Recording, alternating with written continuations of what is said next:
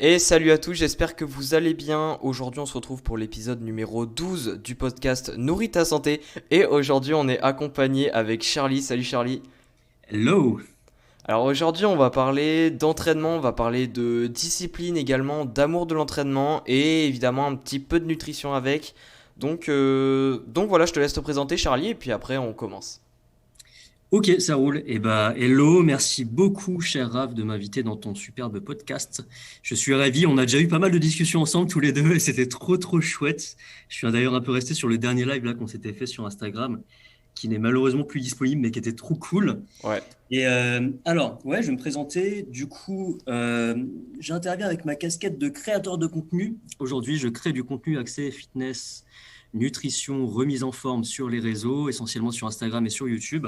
Et à côté de ça, je coach des personnes, donc j'accompagne des personnes pour évoluer physiquement, tout simplement, se sentir mieux dans leur peau, plus en forme, avoir plus d'énergie, dans un peu toutes les sphères de leur vie. Voilà, je pense que ça me définit pas mal tout ça. Eh ben écoute, bah nickel. Donc aujourd'hui, on va parler entraînement parce que je sais que c'est pas mal ton dada quand même tout ça. Clairement. Et du coup, on va parler aussi discipline et amour de l'entraînement parce que je sais que c'est quelque chose qui te tient à cœur quand même de parler. Donc voilà. Bah, écoute, bah, je te propose qu'on commence. Let's go! Et tout d'abord, je vais te poser une question plutôt vague, mais c'est vraiment pour s'introduire dans le sujet.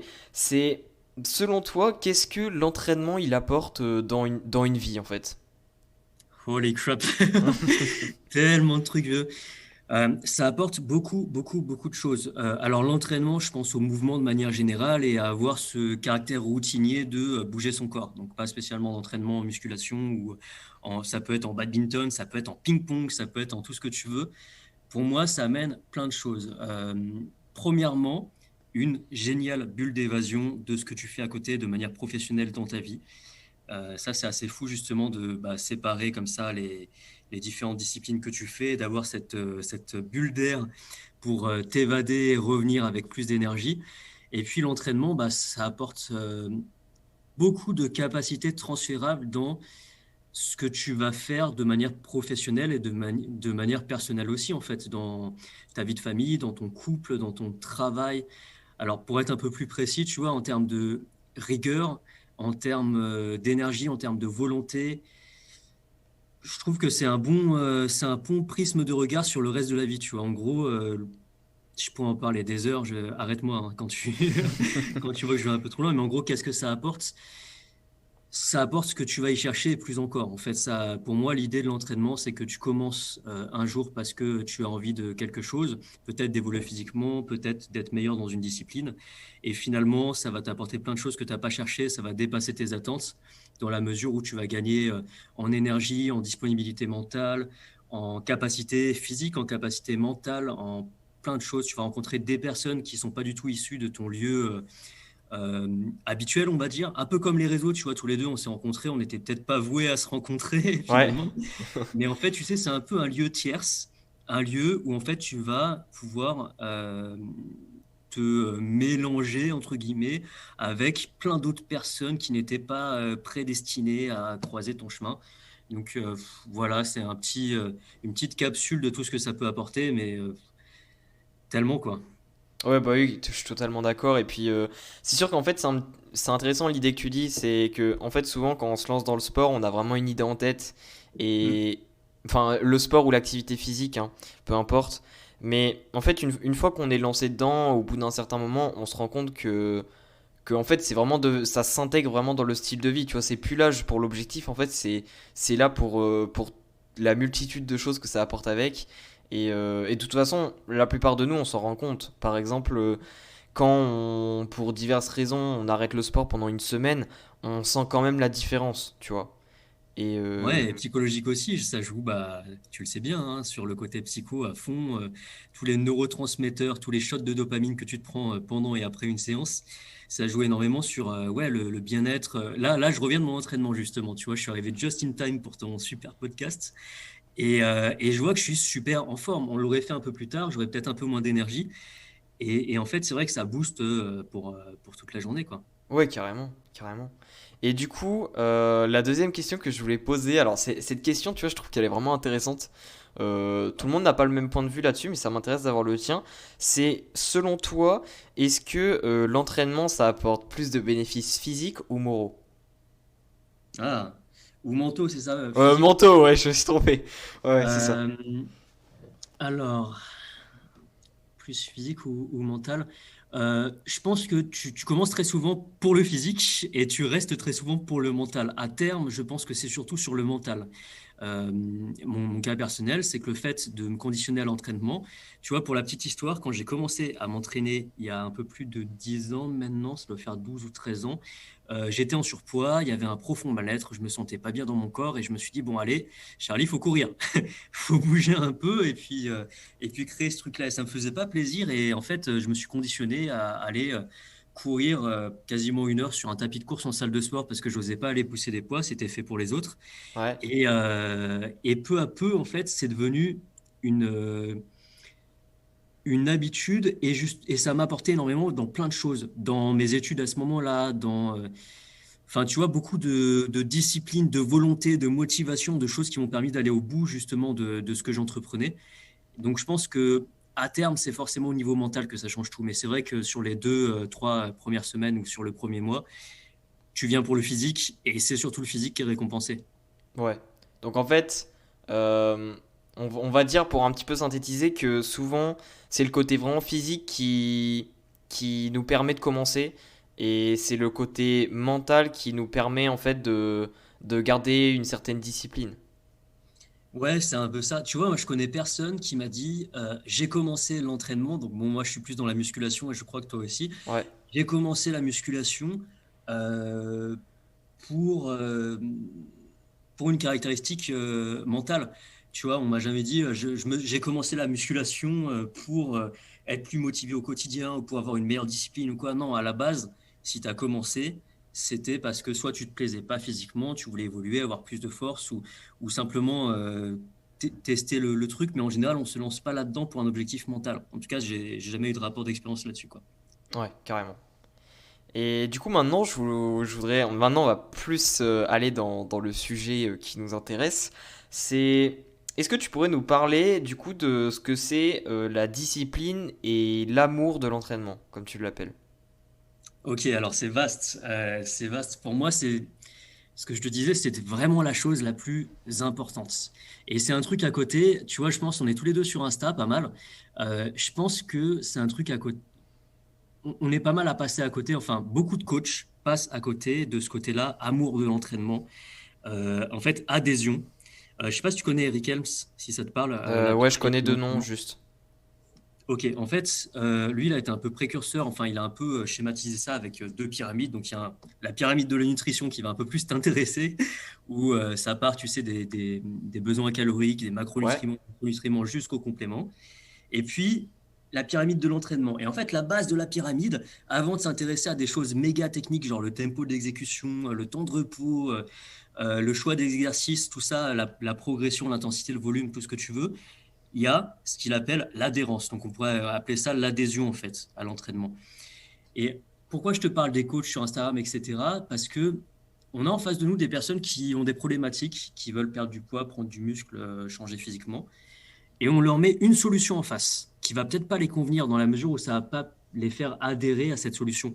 S'il y a une personne qui veut prendre des cuisses, on lui dit fais du squat, qu'elle te dit j'aime pas le squat et que tu lui dis fais du squat, ça va pas marcher en fait. Dès que tu seras plus là, elle va lâcher son truc. Par contre, si le rugby, elle est prise d'amour par le rugby, elle adore ça, bah fais du rugby, tu vas avoir des cuisses de dingue. Et en fait, ça, tu auras cette motivation intrinsèque de le faire et de tenir sur le temps. Donc c'est pour ça que pour moi, l'amour de l'entraînement, c'est ce que je t'avais dit par message privé, je crois, il y a quelques temps, ouais. c'est hyper important parce qu'en fait, faut trouver l'entraînement qui te convient, la manière de t'entraîner qui te convient, justement pour aller au bout des choses et pas forcément te remettre en question quand quelque chose d'entre guillemets optimisé te convient pas. Simplement change et prends autre chose qui va justement amener cette motivation-là et puis te faire en tirer une grande satisfaction. Enfin, c'est ça qui est important pour moi, quoi. Ouais, c'est super intéressant parce que, bah, en plus, comme tu dis, le problème c'est que sur Instagram, tu vois, un peu dans le monde du fitness, on a l'impression que la musculation, c'est le sport suprême, tu vois, que c'est réellement ça qui peut t'amener aux choses que tu veux. Mais après, c'est sûr qu'on oublie en fait que bah, des sports, il en existe une multitude incroyable et que en fait, il y a beaucoup de gens, ils trouvent pas ce qu'ils veulent réellement, par exemple au niveau du mental, tu vois, dans la musculation. Donc Mhm. c'est important effectivement de, f- de respecter en fait ce système d'adhésion, comme tu dis, d'adhérence. Et ça, c'est vraiment intéressant. Ouais, c'est clair. Donc, euh, donc selon toi, l'astuce pour pouvoir, on va dire, développer cet amour de l'entraînement, est-ce que c'est plutôt de tester plein de sports différents? Comment tu ferais, toi, par exemple, si tu n'aurais pas encore trouvé ton amour de l'entraînement, comment tu ferais, toi, pour la trouver, en fait, d'une manière efficace? Hum, je vais dire comment j'ai fait. En fait, moi, j'ai testé quelque chose. Euh, faut savoir que ça se fait pas. Enfin, c'est comme le coup de foudre, tu vois, ça n'existe pas forcément. Ça existe Ouais, sûrement, mais en gros, tu veux pas avoir tout de suite ton coup de foudre pour l'entraînement. Donc, ce qui peut être intéressant, ça va être de te lancer sur une discipline. On va rester sur la musculation. Tu rentres dans la salle de sport. Tu commences ta séance, tu te cherches un petit peu, tu connais pas les machines, tu testes des choses. La première fois, bah, ça va faire tout drôle, la deuxième fois aussi. Et puis au bout d'un moment, tu vas commencer à connaître un peu les machines et à te connaître un peu. Et là, ça va commencer à être intéressant potentiellement parce que tu vas pouvoir te créer un petit peu de challenge. Tu vas pouvoir, on parlait un peu de marketing off avant, tu vas pouvoir gamifier l'expérience. En fait, c'est-à-dire te dire, là, j'ai poussé 20. Allez, mon objectif, c'est de pousser 22. Ça va être ma motivation, ça va être de faire mieux que mon moi du passé et je vais me challenger là-dessus. Et là, ça peut créer une sorte d'excitation et si tu l'as trouvé comme ça, c'est génial. Si c'est pas le cas, si tu vois que à force de persévérance et d'entraînement, c'est pas le sport auquel tu adhères, bah, teste autre chose peut-être, tu vois. Je pense qu'on a tous des disciplines qui nous intéressent plus ou moins. Ça peut être en extérieur, en intérieur, ça peut être des sports collectifs, des sports individuels. En fait, ce qui est important, c'est le just do it de Nike, tu vois. C'est juste, va, tu vois, pousse-toi à l'action, en fait, simplement. Et tant qu'il y a du mouvement, on est bon. En fait, c'est ça qui est le plus important pour moi. Après, l'amour de l'entraînement, je sais pas si ça sera le titre du podcast, mais c'est quelque chose qui se fait sur le temps, en fait. Je pense que c'est simplement sur le temps que tu vois si c'est vraiment quelque chose qui te stimule et si c'est le matin, tu sautes de ton lit pour aller dans ta salle de sport favorite parce que vraiment, enfin, quand on le pouvait jadis, mais si tu vois justement que tu es poussé comme ça et que tu as une sorte de motivation qui vient de l'intérieur et qui t'amène à aller t'entraîner, bah, tu sais que c'est jackpot et que c'est vraiment ton truc à toi, quoi. ouais. Donc en fait, c'est l'amour de l'entraînement. En fait, c'est un petit peu comme quand on cherche une passion, c'est-à-dire que ça peut prendre du temps. Il faut tester plusieurs choses et avant de savoir si c'est la bonne, il faut d'abord découvrir la chose. Et puis ensuite, quand on commence à être vraiment, on va dire quand on commence à s'adapter à la discipline, il faut voir, voilà, en fonction, quand on se donne des objectifs, etc., il faut voir si ça passe bien, très bien même, dans le sens où on se donne à fond, on est à fond dans la chose, ou si on se lasse vite. Donc en fait, c'est un petit peu ça, si je comprends bien. Ouais, ouais, ouais, t'as bien résumé la chose. C'est, en fait, faut oser tester des choses. Et puis, on a tous des préjugés, en fait. Tu vois, typiquement, quand je te le disais, bah, quand j'étais plus jeune, je vais sur mes 30 ans et j'en avais 16. Donc, c'était il y a un petit moment. Et que j'allais en salle de sport, j'avais des préjugés sur la musculation, sur l'entraînement, etc. Et en fait, j'étais très longtemps, mais pendant presque un an, je pense, en statut d'observateur, c'est-à-dire qu'en gros, j'étais sur mon tapis de course et pour moi, c'était hors de question d'aller de l'autre côté de la salle de sport et de commencer à soulever des haltères. Et puis, de toute façon, j'avais pas le niveau pour, tu vois, et il y avait tout un tas d'obstacles que je me mettais tout seul, tu vois, de barrières limitantes. Et en fait, déjà, il y a eu ce stade d'observation qui a été un peu déclencheur. Et puis après, y aller pour la première fois. Donc là, les tips, ça peut être y aller avec quelqu'un, se renseigner. Maintenant, on a tellement de vidéos, on a tellement de bouquins, on a tellement accès à l'information que c'est assez facile. Et puis après, aussi faire cette démarche volontaire de se dire, ma première séance, ça sera la plus pétée de toute mon existence. c'est normal, tu vois.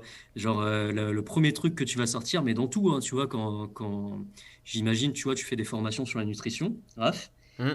j'imagine que la première version de ta première formation, elle était éclatée, tu vois, avec un peu de recul. Tu te dis, ben, ça allait pas du tout. Parce qu'en fait, tu as vachement itéré sur la chose et aujourd'hui, tu fais des formations qui sont très bien parce que tu as itéré, tu as amélioré à chaque fois de ton expérience ce que tu as fait. Donc moi, je pense qu'il faut aussi être humble et oser se lancer, oser débuter, quoi. C'est ça, ouais, ouais, non mais complètement, genre, quand on commence dans quelque chose, il faut tout de suite se dire que même si on n'a pas l'expérience, euh, en fait c'est intéressant en fait, d'un sens qu'on est... et même quelque chose qui peut être intéressant, c'est bon peut-être pas dès la première séance, mais dès le début à peu près, de déjà garder certaines traces de nos séances pour pouvoir par la suite, si c'est bien ça, on va dire l'entraînement, enfin si c'est bien cette discipline qui nous plaît, voir dans peut-être 6 mois, un an en fait où on en était, tu vois. Et ça je trouve que c'est encore plus intéressant, enfin c'est incroyable, tu vois, de garder des petits souvenirs comme ça et après tu reviens dessus un an plus tard, 2 ans même et tu te dis bah t'as fait tout ce chemin, tu vois. Ah ouais, donc ça, c'est un truc de fou. Et je suis content de l'avoir fait, justement, ça. C'est ce que j'explique justement aux personnes que j'accompagne. Je leur dis toujours, un, c'est un marathon, c'est pas un sprint, ça va se faire dans la durée. Et deux, dans toutes les courses, il y a un point de départ, il y a une ligne de départ. Et ça, il faut absolument l'intégrer, te prendre en photo, potentiellement prendre tes mesures, noter tes sensations. Le carnet d'entraînement, c'est très bien. Et du coup, le fait de regarder dans le rétro de temps en temps et de voir le chemin parcouru, c'est un truc de malade, tu vois. J'imagine que c'est un truc que tu pratiques aussi. Ouais. Et quand tu vois l'évolution, gratitude, quoi. Tu vois le truc et tu te dis, waouh, c'est incroyable l'évolution. Je vais faire là prochainement, tu vois, c'est un engagement public. On en parlait juste avant en off et là on est au public chez Araf. Je vais Ouais. faire prochainement une vidéo là-dessus sur mon évolution en musculation depuis le début. Mais je t'avoue que j'ai un peu peur parce que j'assume pas de ouf mes premières photos. Euh, elles sont mais dramatiques, tu vois. Genre, limite, je fais du posing, mais t'es qui, tu vois, pour faire du posing? Et c'était les premières vraies photos que j'ai prises dans des conditions OK, c'était après 3 ans d'entraînement, tu vois. Donc, je commençais à avoir un physique OK, tu vois. Et en fait, l'évolution, elle est dingue. Et tu vois à quel point ça se fait sur le temps, parce que là, entre 2 mois, je vois aucune évolution. Bon, avec le Covid, il y a même quelques phases de régression, mais ça fait partie du truc, quoi. Mais c'est vrai que quand tu regardes il y a un an, il y a 2 ans, il y a 10 ans, où tu en étais, tu dis, pouah, la persévérance, ça paye, hein. Ah bah oui, oui, carrément. Non, mais bah après, c'est sûr que cette image, cette fameuse image du c'est un marathon et pas un sprint, ça enfin, c'est vraiment une phrase qu'il faut retenir pour toute discipline en fait. Et pas que pour le sport d'ailleurs, hein, c'est souvent. Enfin, il n'y a pas que pour le sport où ça se passe comme ça. Mm. De toute façon, le problème, c'est que avec, bon, avec la technologie, l'accès ultra facile à toute information, en fait, le problème, c'est qu'on est devenu impatient, quoi. Et du coup, ça a pas mal de, enfin, ça cause pas mal de petits soucis, ça. Donc C'est ça voilà. l'erreur, c'est ça l'erreur, c'est qu'on est tous en recherche de quick win, tu vois. Et ça, c'est un truc un peu nouveau, mais sur lequel on peut tous se positionner de manière concurrentielle. Bon, là, on switch un peu de sujet, mais simplement pour dire que on est dans un monde de l'immédiat, du fast tout, du fast food, du fast tout ce que tu veux, et on recherche des hacks, tu vois, des solutions rapides. Ouais. Et en fait, toutes les personnes pour moi, c'est important d'avoir des référents, d'avoir des objectifs et d'avoir des coachs qui te connaissent pas forcément, hein, d'avoir des mentors mentaux, justement, et de se dire, mais en fait, tout ce qu'ils ont construit, ça s'est fait sur la durée. C'est-à-dire en fait, avant de faire, avant d'avoir voilà, ce physique-là, il y allait vraiment étape par étape. Il a tout déconstruit. C'est ce dont on parlait juste avant, tu vois. Il a tout déconstruit. Et en fait, toi, tu admires sa version finale. Mais comment tu veux te comparer au dernier tome d'un bouquin alors que t'es encore à ta première page? Tu vois, c'est ça le souci aussi avec les réseaux, c'est que sur Instagram, tu vois que des versions finales de tout le monde, tu vois. Ouais, ouais, Et, carrément. et enfin, c'est un peu, je la tourne un peu en mode manga parce que c'est mon univers aussi, mais Faut pas se comparer à quelqu'un qui a beaucoup d'expérience dans quelque chose, parce que je suis sûr qu'on a tous de l'expérience dans nos dans nos domaines de prédilection. Toi, tu as sûrement des grandes passions qu'on connaît pas forcément, Raph, et dans lesquelles tu es excellent. Et on va pas venir se comparer à toi là-dessus. Oui, oui, non, mais bah oui, oui, c'est carrément ça. Et puis, en fait, justement, j'allais en parler de cette histoire-là, c'est que, euh, en fait, on voit tout le temps. Tout le monde, en fait, toutes les personnes, on va dire, ce qu'il faut comprendre, c'est que quand quelqu'un commence une discipline et qu'elle commence à avoir beaucoup d'expérience dedans, c'est quelque chose qui est humain, mais souvent, la personne se met à montrer publiquement ses résultats, ou du moins comment elle est, au moment où elle a déjà énormément d'expérience, en fait. C'est ce qui se passe sur les réseaux.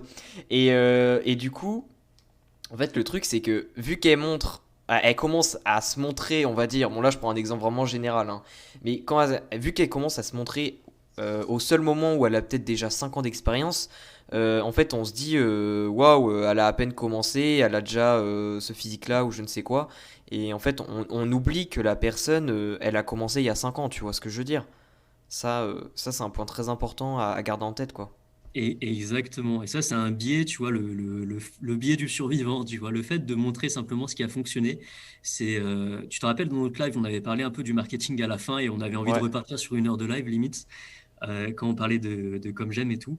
Et en fait, on voit que les personnes qui ont réussi, les autres ont trop honte de montrer leurs résultats ou leur étape d'avancement qui n'est pas satisfaisant selon eux parce qu'ils sont sur un prisme de lecture qui est hyper biaisé par ce qu'ils voient en fait sur les réseaux.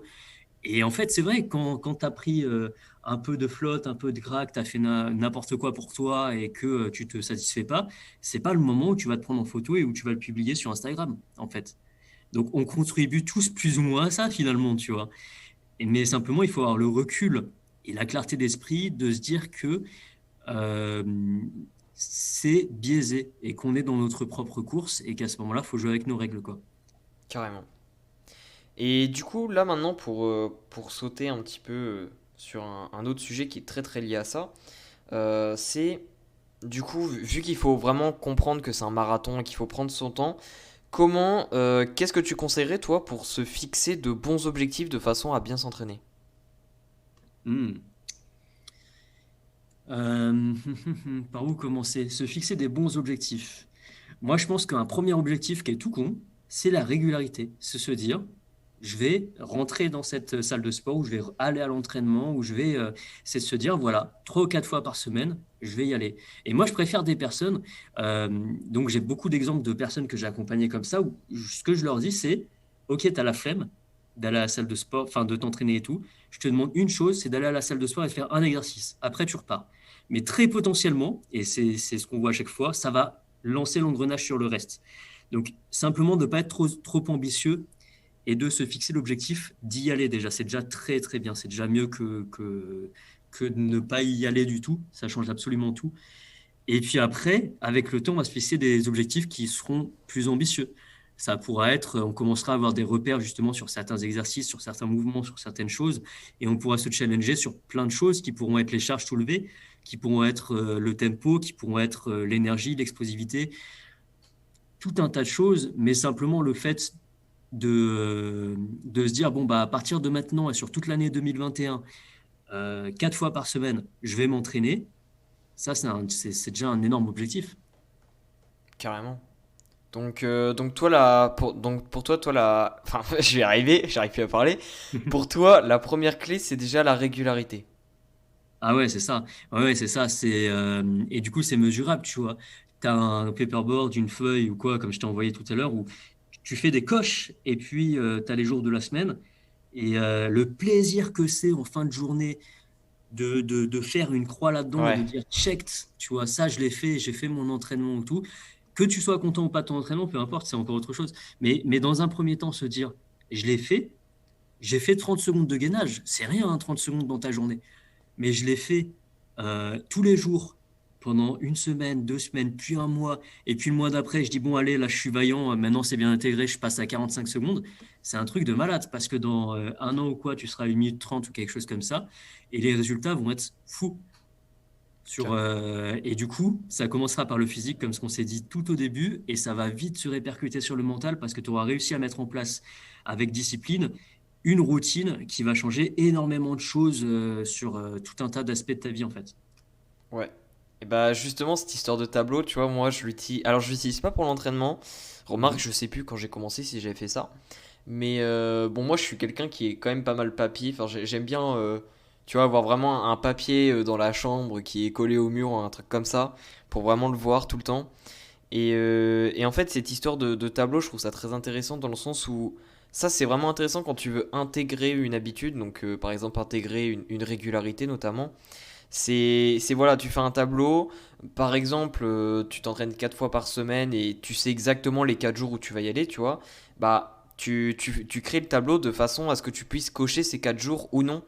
Et, euh, et en fait, le fait déjà de cocher un jour, ça fait extrêmement plaisir, tu vois, tu te dis, t'y es allé, etc.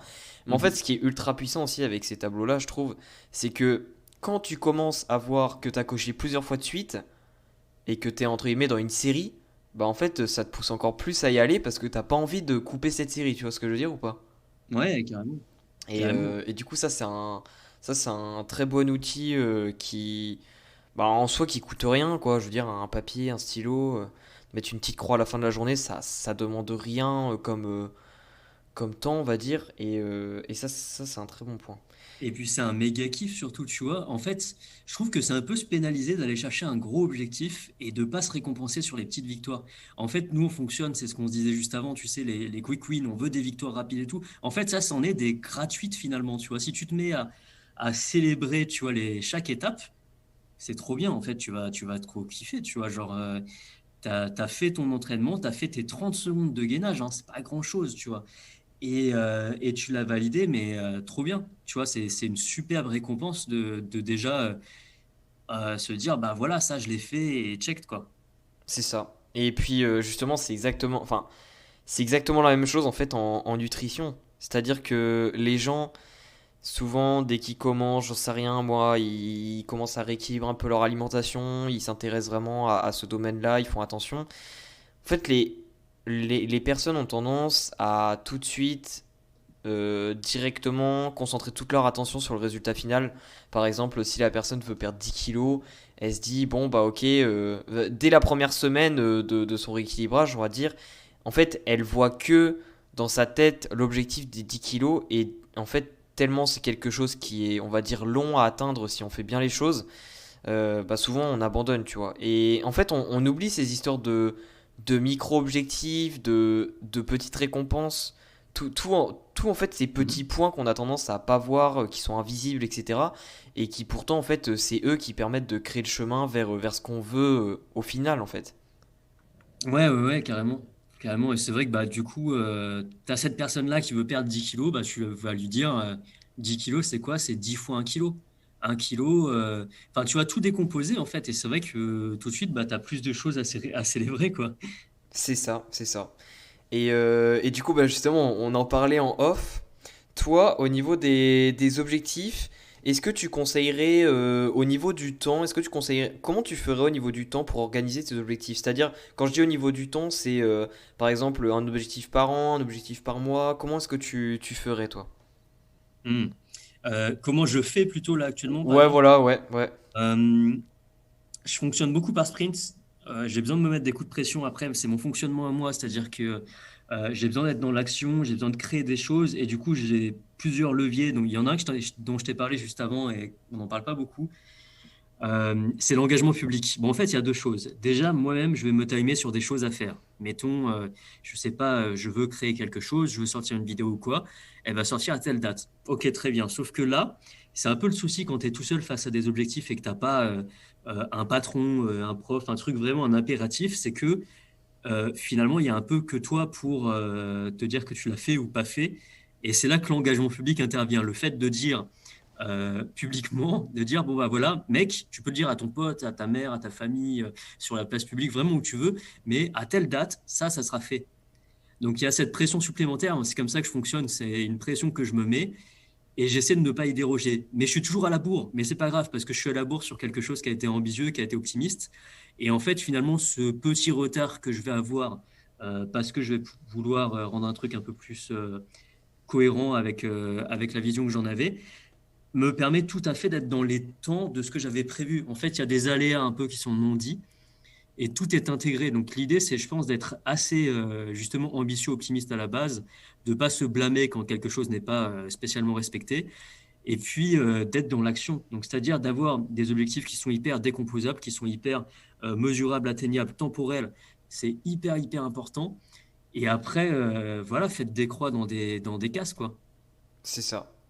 Donc du coup, toi, t'es vraiment plus sur vraiment mettre des objectifs, plein d'objectifs en fait sur le court terme, dans le sens où voilà, t'en as un peut-être à cette semaine, ensuite t'en mettras un autre pour la semaine d'après, etc. Toi, t'es plutôt vraiment sur cette vision-là. Bah, moi, je fais deux choses. En fait, première chose, ça va être des objectifs long terme, typiquement l'entraînement, typiquement l'apprentissage d'une nouvelle langue, l'apprentissage d'une pratique. Genre récemment, je sais pas, en fin d'année, je me suis dit, tiens, je vais apprendre le jonglage. Je commençais à dire dans mes stories, les gars, dans un mois, je sais jongler, engagement public. En intro de mes vidéos aussi, tu vois, je jonglais, et puis la balle est tombée n'importe où, tu vois. Et en fait, j'ai intégré cette pratique-là, et ça, c'est un truc où je me dis, voilà, avec discipline et routine, je vais le faire et ça va faire partie de mon quotidien. Donc ça, c'est quelque chose, on va dire, d'un peu plus euh, un truc qui va être tenable sur la durée. Et à côté de ça, il y a le côté plus sprint où euh, là, je vais travailler sur tel projet. Et à ce moment-là, comment je décompose? Qu'est-ce que je fais en premier? Tout le reste, je l'oublie, je le sors de mon cerveau parce que ça prend de la place et les distractions, j'en veux pas. J'ai envie que vraiment mon focus il soit sur le projet du moment et j'exécute. Tu vois, j'exécute. En sachant que le reste, ce que j'ai mis à côté, apprendre, tu vois, j'apprends le russe, j'apprends à jongler, j'apprends des parties de l'anatomie un peu complexes. Ça, finalement, c'est tellement inscrit dans mon quotidien que ça ne me coûte pas d'énergie. Donc, toute l'énergie qui me reste et toute l'énergie disponible, je la mets sur mon sprint du moment. Et quand ce sprint-là est terminé, non seulement je l'oublie, mais en plus je passe à autre chose. Et ça, c'est vrai que ça change absolument tout, en fait, d'être dans l'action et de passer comme ça, étape par étape, avec en toile de fond, en trame de fond, des choses qui se font sur la durée. Et typiquement, je ne vois pas forcément mon corps évoluer, mais au bout tu vois là, au bout de combien d'années? 8 ou 9 années d'entraînement, je vais faire un shooting et puis je me dis, oh putain, ouais, quand même, il y a eu du boulot, quoi, à côté. Ouais, Parce que je carrément. célèbre quand même tout ce travail de fond qui a été fait. Dans mon cas, c'était avec un shooting photo. Dans d'autres cas, ça peut être avec autre chose, quoi.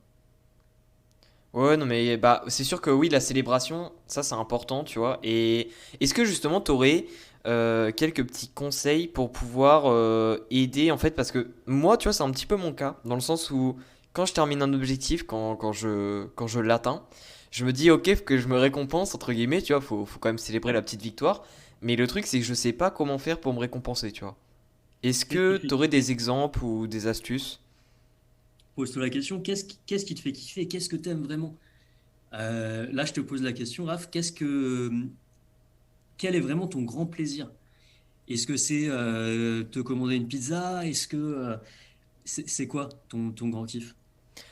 Bah honnêtement, j'en ai plusieurs. Des choses que j'adore faire, c'est par Ouais. exemple faire une après-midi, une grosse après-midi avec plein de potes, tu vois, de sortir. Ça c'est un truc de ouf. Ah, sortir dehors, ça c'est un truc de ouf. Après, des fois c'est pareil. Alors c'est souvent lié aux potes, sortir, etc. Mais moi j'aime beaucoup ça. Par exemple, faire une après-midi même jeu vidéo, s'il fait un temps pourri dehors, bah c'est pas grave, tu vois. Donc toutes ces choses-là, ouais, j'aime beaucoup. Mais après, tu vois, le truc, c'est ce qui est pas évident, c'est de trouver cet équilibre entre se dire, parce que je sais que moi c'est mon cas personnellement, et je sais que c'est pas que mon cas. Il y a des gens en fait, ils se disent, ok, mais ces choses-là en fait, elles paraissent entre guillemets lambda, tu vois, c'est des choses entre guillemets qu'on peut se permettre de faire tout le temps. Mais du coup, comment trouver la différence entre ça et une petite victoire? Je sais pas si tu vois ce que je veux dire. Mhm. En fait, c'est vrai que tout dépend de ce que tu vas trouver normal ou pas normal. Tu vois, la norme, Ouais. elle est pour chacun. Typiquement, moi, j'aime beaucoup me mettre dans une série. J'ai pris un abonnement Netflix qui sert exclusivement à mes parents parce que je me l'interdis. Et si je me lance dans une nouvelle saison de Prison Break ou de je sais pas quoi, c'est fini, tu me vois plus. C'est pas l'objectif. Et du coup, qu'est-ce qui se passe? Il se passe que je l'ai, l'abonnement, mais j'en fais pas quelque chose de normal. C'est tellement un kiff pour moi de vraiment me libérer l'esprit, de me poser et de mater une petite série comme ça, de me mettre dans une nouvelle histoire qui va m'intéresser de dingue parce que j'aime bien la fiction. euh, que je vais en faire quelque chose je vais le transformer en récompense. Et en fait, du coup, je vais me dire, bah, quand j'aurai réussi à avancer sur ça, quand j'aurai fait quelque chose qui me déplaît pas pour autant, hein, c'est pas un travail au sens labeur, hein, c'est quelque chose que j'aime bien faire aussi, je vais d'autant plus kiffer justement, en toute déculpabilité, passer mon moment sur Netflix, mon moment, ma soirée jeux vidéo, mon moment à regarder des streams, à je ne sais quoi, parce que voilà, il y a le sentiment du devoir accompli et en fait, je l'ai mérité, quoi. Ouais, ouais, je vois ce que tu veux dire. Donc c'est ça. Mais après, c'est ma façon à moi de fonctionner. Tu peux tout à fait justement faire quelque chose de normal, jouer aux jeux vidéo toute la journée si c'est vraiment ce que tu aimes. C'est ça l'important, c'est que ça soit quelque chose que tu aimes et que ça te convient bien. Par contre, si tu veux changer ça et allouer plus de temps productif à des choses qui te semblent productives pour avancer vers un objectif que tu as bien fixé, c'est peut-être pas la bonne solution. Mais à ce moment-là, revoir un peu ses priorités, ses fonctions, ses modes de fonctionnement, ça peut être très intéressant. Ouais, ouais, c'est super intéressant ce que tu dis. Et puis, bah, en fait, encore une fois, c'est du cas par cas. Faut essayer de voir un petit peu ce qu'on adore, des choses qu'on sait qu'on fait pas souvent. Essayer un petit peu de classer les différentes choses, de les noter quelque part, pourquoi pas, pour s'en rappeler. Ouais, ça peut être vraiment intéressant. Hmm. D'autant plus, excuse-moi, Vas-y, vas-y. D'autant plus, tu sais qu'il y a ce phénomène d'accoutumance au plaisir. Forcément, ta journée jeux vidéo, si c'est tous les jours, tu prendras moins de kiff que si Oui, tu ça c'est t'autorises sûr. un week-end de quoi. Et pareil pour la bouffe, moi j'aime bien tout ce qui est fast-food et tout ça. Me faire un bon kebab, alors c'est un peu, venant d'un coach, c'est un peu étonnant, mais voilà, mais ça j'aime bien. Et il y a des phases de ma vie où j'étais étudiant, où j'estimais ne pas avoir le temps. Alors ça, c'est bon, chacun ses priorisations et tout, mais j'estimais à l'époque ne pas avoir le temps de manger autre chose et je mangeais kebab sur kebab, etc. Alors non seulement je n'étais pas satisfait de l'impact que ça avait sur moi, mais aussi à la fin, ce même kebab, ce même repas qui me faisait super plaisir à l'époque, en fait, était tout à fait normal. Et mon système de récompense n'était pas plus récompensé à ce moment-là que sur un autre repas. Et en fait, ça m'a justement privé de ce que je cherchais comme stimulation en allant consommer ce type d'aliment-là, quoi. Et en fait, là, c'est pareil, si tu veux, genre, ça fait très longtemps du coup que j'ai pas ouvert Netflix et regardé une série parce que pour l'instant, j'ai d'autres occupations. Mais quand je vais me dire, là, ok, je suis très satisfait de ce que j'ai fait parce que j'ai sorti mon truc, etc. Je vais prendre un temps pour moi et me lancer une nouvelle série. Mais le pied, quoi, ça va être génial, ça va être incroyable, mais encore mieux que une autre personne, j'ai plein d'amis qui font ça, qui regardent sa série Netflix tous les soirs, et pour qui c'est tout à fait mainstream, et c'est tout à fait normal, et en fait, c'est voilà, c'est comme ça, quoi. Genre, moi, vraiment, je vais être là, émerveillé, ça va être un moment, mais fou, tu vois. Et ça, ce sentiment est juste dingue, en fait. Ouais, je me reconnais un peu dans ce que tu dis. Tu vois, moi, enfin, moi, les séries. Alors, moi, j'adore les animés. Euh, Yes. mais bon, en ce moment, je regarde pas parce que je sais que le problème, c'est qu'une fois que tu t'es lancé dedans, tu vois, bah forcément, t'as envie de regarder la suite. Pas forcément le même jour, mais tu vois, t'as un petit peu tu commences à être dans un certain move, tu vois. Ouais, ouais. Mais par contre, ce que j'adore aussi, c'est regarder des films. Et en fait, des films, pareil, je regarde pas souvent.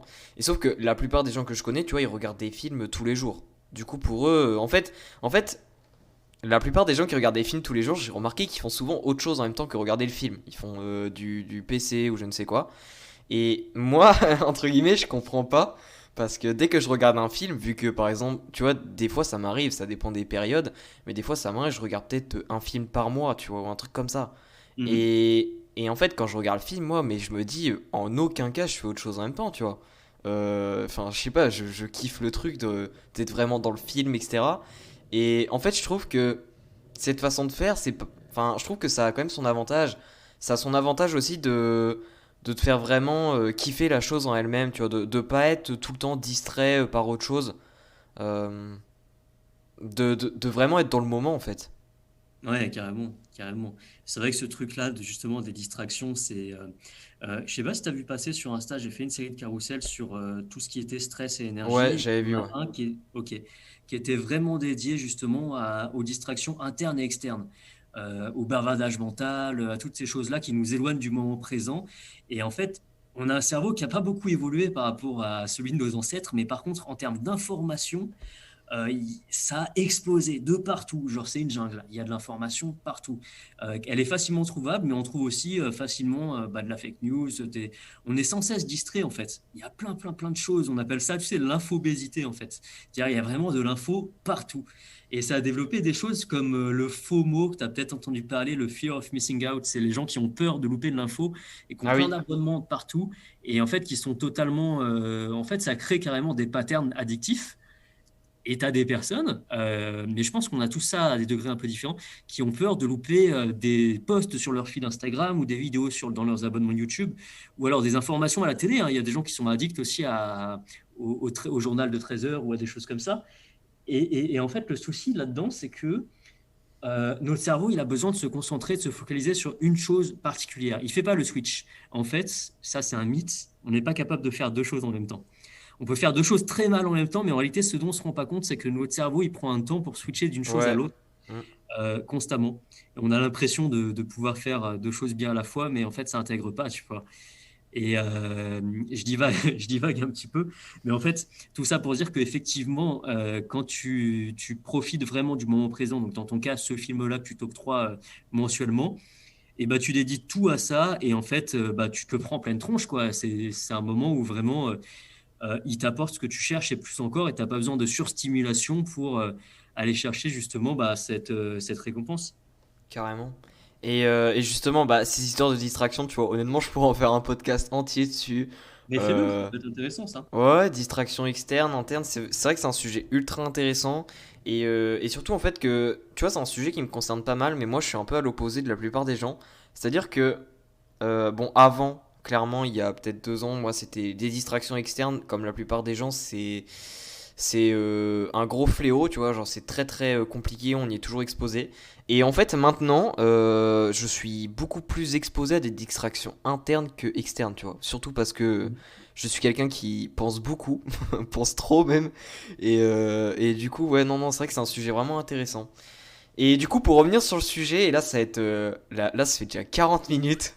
Franchement, ça passe ultra vite. Je suis sûr qu'on n'a pas fait la moitié de tes questions, frérot. Non, non, non, non, non, là ça va être la dernière. Ça va. Ça va être une question quand même, je trouve très importante de poser parce que bah, ça peut arriver.